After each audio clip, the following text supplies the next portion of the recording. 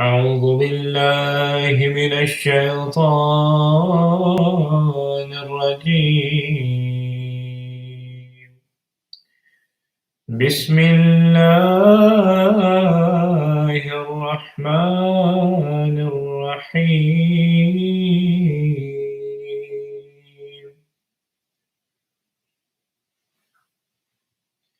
يا أيها الذين آمنوا اتقوا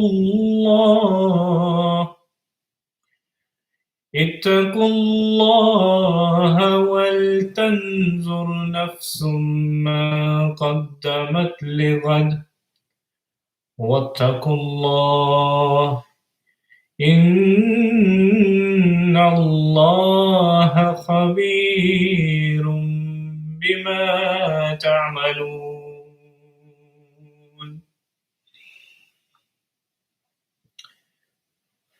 The verse that I just recited before you is verse 19 of chapter 59 of the Holy Quran, and the translation is as follows: O you who believe, fear Allah, and let every soul look to what it sends forth for the morrow, and fear Allah. Verily, Allah is well aware of what you do. As we come to the end of this holy month and depart from this blessed moment in our life, it is important that we do not leave it behind like a figment of our imagination.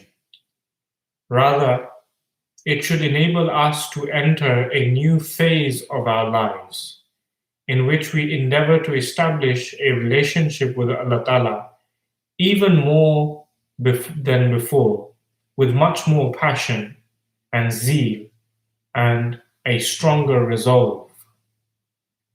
Regarding the month of Ramadan, as it was mentioned in the beginning of the month, the Holy Prophet ﷺ said, "Man sama Ramadan imanan wa ihtisaban, غفر له ما تقدم من ذنبه ومن قام ليلة القدر إيمانا واحتسابا غفر له ما تقدم من ذنبه."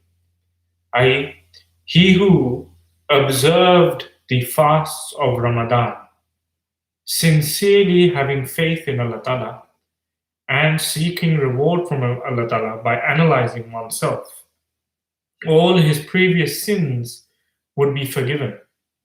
And he who observed the prayer on Laylatul Qadr with sincere faith in Allah, also analyzing oneself, all his previous sins would be forgiven. It is important that one thing that we take away from this month of Ramadan is the practice of self-analysis. In the month of Ramadan, our senses are heightened.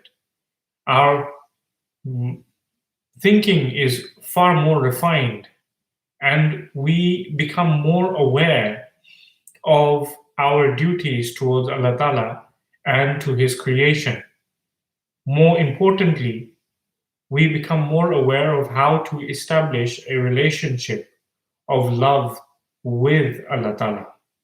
And one of the most important aspects of this is of self-analysis, looking into ourselves and seeing what are those aspects which enable us to adopt godly qualities, and what are those aspects in our personality and our life which hinder our growth and stop us from having a relationship with Allah Ta'ala.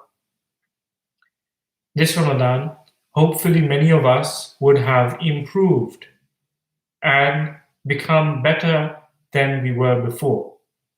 But this practice of self-analysis is something that must remain with us for the rest of our lives going forward, so that each Ramadan and each Eid, in fact, becomes a celebration of further improvement through self-analysis and spiritual exercise. Hazrat Umar ibn al-Khattab, radiallahu anhu, the second caliph of the Holy Prophet Muhammad sallallahu alaihi wasallam, He says, or he narrates that the Holy Prophet ﷺ said, "Hasibu anfusakum qabla an tuhasabu," that you should analyze your own selves before you are analyzed, i.e., before you are made to stand before Allah Ta'ala on the day of judgment, in which Allah Ta'ala will look through your deeds and will judge you for them. وَتَزَيَّنُوا لِلْأَرْضِ, and that you should adopt the beauties that Allah Ta'ala has created for you in this earth. إِنَّمَا يَخِفُّ الْحِسَابُ يَوْمَ الْقِيَامَةِ عَلَى مَنْ حَاسَبَ نَفْسَهُ فِي الدُّنْيَا. And then he states that one who analyzes himself in this world will find that his judgment in the hereafter will be light and easy. Meaning that one who continuously goes through the practice of self-analysis in this world continues to look through his or herself, trying to improve, trying to make sure that there are no hindrances in establishing a relationship with Allah Ta'ala. Then on the day of judgment, when everyone will be judged and an analysis and survey will be taken on their deeds and on their character, this process will be made easier for them on that day as compared to those who do not have the practice of self-analysis during this life.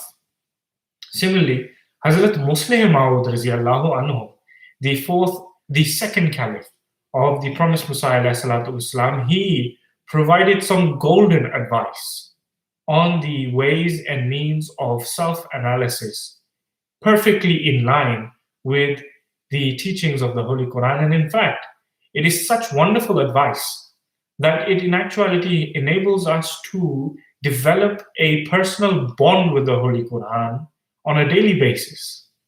As a Muslim Maud anhu states, instead of analyzing one's deeds after a year, or 6 or 4 or even 1 month, one should highlight the commandments and prohibitions in the Holy Quran and make a conviction to recite a portion of the Holy Quran daily and make a conscious effort to not recite like a parrot. Rather, one should reflect over the commandments and the prohibitions, and whilst reciting daily, ponder over the commandments that are mentioned, if one is acting upon them or not, and reflect over the prohibitions which are mentioned, if one is avoiding them or not. In such a way, self-analysis will become easy. When someone builds a house, they get it surveyed by an engineer or someone of experience, so that nothing is left out and the building is complete. Similarly, the Holy Quran is an engineer for building a spiritual building. It should be consulted for the requirements of fulfilling one's faith. As a Muslim states, and I repeat, the Holy Quran is an engineer for constructing a spiritual building. It should be consulted for the requirements of completing and fulfilling one's faith. And for this, the proper way is to reflect over the commandments and prohibitions in the Quran and to see if our deeds are in accordance or not. This is such a practice that anyone who makes an effort can easily do so. What wonderful advice, which is actually quite practically easy for each and every single Muslim, especially one who has developed the habit of reading the Holy Quran during this blessed month, to ensure that we continue to benefit from the Holy Quran moving forward. If we were to read a portion of the Holy Quran to whatever degree that we can, and make sure that we highlight those points, whatever portion that we read in the day, make sure that during our recitation, we concentrate and we try to just highlight those points which are commandments of doing good by Allah Ta'ala, and also prohibitions of avoiding vice and evil.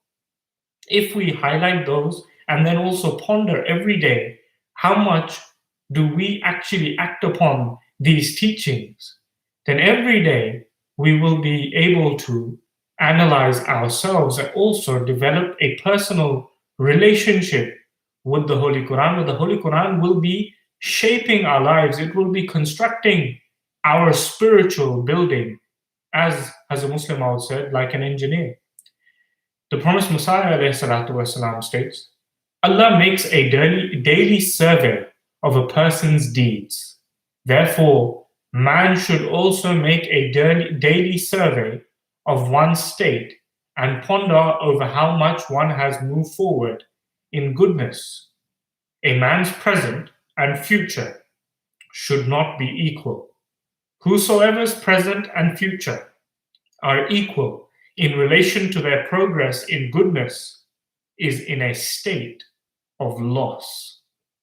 Similarly, our beloved Huzur, Hazrat Khalifatul Masih al-Khamis, Ayyadahullah Ta'ala bin Nasir Aziz, the fifth Caliph of the promised Messiah, والسلام, he advises the quality of one's fasting and progress in taqwa, i.e., God consciousness, or one's love and reverence of Allah Ta'ala, can only be realized when one analyzes oneself. When one is not searching for the faults of others, rather one is searching for one's own faults and weaknesses. When one will be looking at how many good deeds one has tried to do today and how many bad deeds or bad habits one has left. What good deed have I not done or was not able to do? Which good deeds do I need to try and adopt? If one were to ask this question to oneself.